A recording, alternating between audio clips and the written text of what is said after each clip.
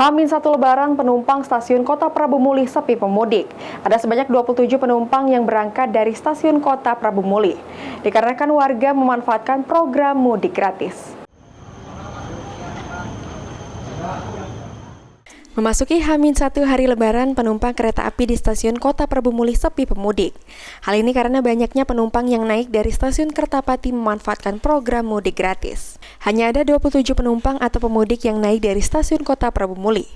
18 penumpang kereta api Raja Basa tujuan Lampung dan 9 penumpang kereta api Serelo tujuan Lubuk Linggau.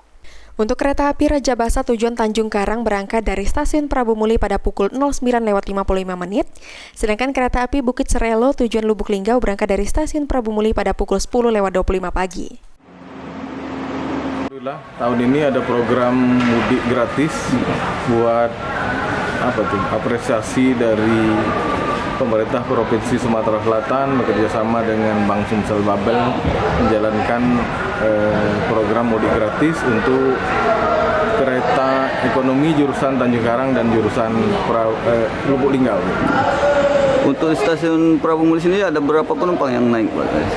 Hari ini diperkirakan untuk kereta Raja Basa tadi ada 18 penumpang yang naik, dan kereta Serelo ada lebih kurang 9 penumpang. Mungkin hanya itu yang kebagian tiket dari Prabu Muli. Sementara itu, salah satu penumpang mengaku sudah memesan tiket dari seminggu sebelum keberangkatan. Oh, dari mana mau kemana, Pak? Dari Prabu Muli tujuan mau ke Tanjung Karang, Bandar Lampung.